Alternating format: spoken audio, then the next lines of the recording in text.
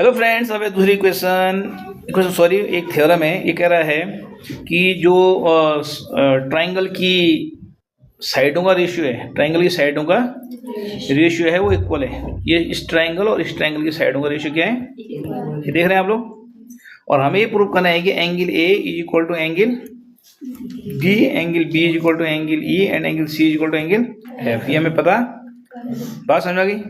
तो इसके लिए देखिए क्या किया, पहले आपने क्या किया कि ए बी के बराबर आपने एक लाइन जो है, ए बी के बराबर आपने एक लाइन डी पी खींच ली, और ए सी के बराबर आपने एक लाइन जो है डी क्यू ले ली डी एफ से, क्योंकि डी एफ लंबी लाइन है ना। तो आपने ए सी के बराबर एक डी क्यू ले लिया, और ए बी के बराबर आपने एक पीस जो है डी ई में से डी पी कट कर लिया। बात कितनी बात समझ में आ गई? तो यही मैंने यहाँ लिखा हुआ है। देखो, कट डी पी किसी बराबर ए बी के बराबर, एंड कट डी क्यू किसी बराबर ए सी बराबर, और ज्वाइन कर लो पी एल क्यू को। ठीक है, अब क्या हुआ, डी पी अपॉन पी, देखिए आप D P upon P is equal to D Q upon Q F. क्यों?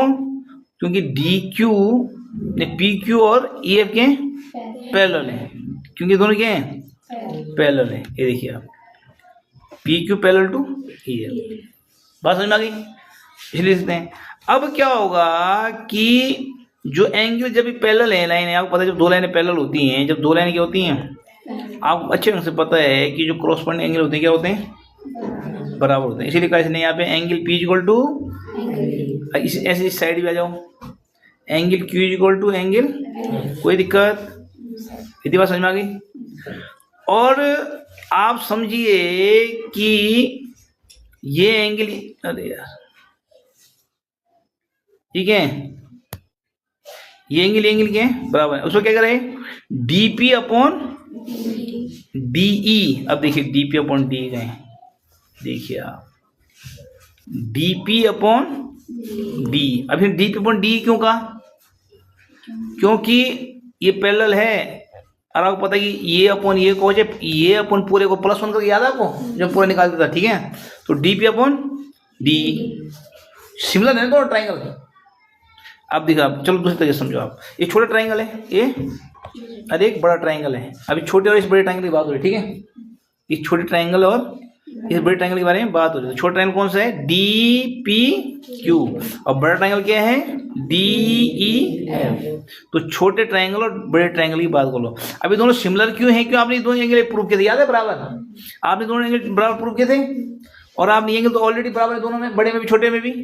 तो यानी एंगल क्राइटेरियन से दो एंगल से वैसा से, जब दो एंगल बराबर प्रूव कर दिया आपने, ये इसके बराबर है, ये इसके बराबर है, तो जाहिर सी बात है कि एंगल क्राइटेरियन से क्या है, ये दोनों क्या है, सिमिलर है। ये दोनों क्या है, जब ये दोनों सिमिलर हैं तो ये छोटा की साइड अपॉन बड़ी की साइड, छोटी की साइड अपॉन बड़ी की साइड, छोटी की साइड अपॉन, होगी कि नहीं होगी? होगी, बिकॉज ऑफ सिमिलरिटी। तो इसीलिए आएगा ये पूरा सीन, ठीक है।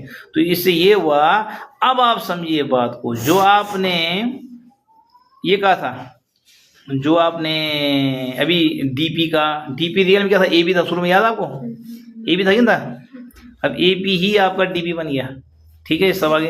तो इसलिए जो है ये और ये ट्रायंगल के कॉन्ग्रुएंस होंगे। डीपी क्यू बोले तो ये वाला, ये छोटा वाला, और ये दोनों क्या होंगे, कॉन्ग्रुएंस होंगे। दोनों क्या होंगे, कॉन्ग्रुएंस होंगे। तो सीपी सीटी से एंगल बराबर होंगे, एंगल क्या होंगे, यानी एंगल बी एंगल पी के बराबर होगा, एंगल सी एंगल क्यू के बराबर होगा। लेकिन पी ई के बराबर है और क्यू एफ के बराबर है, यानी बी किस बराबर हो गया, ई के, और सी किस बराबर हो गया। पहले तो आप इसकी, जब इन दोनों की बात करेंगे तो पहले इसको इसके बराबर बोलेंगे आप, ठीक है। तब बोलेंगे आप ये दोनों बराबर है, इसलिए ये इसके बराबर है और ये इसके बराबर है, तो ये भी, और ये दोनों बराबर हैं, तो बी किसके बराबर है, ए के। ये तो ऑलरेडी ठीक हो गया। तो इस तरह से जो है ये एंगल हमने बराबर प्रूफ कर लिए। ये हमें बराबर प्रूफ करना, समझ में आ गया।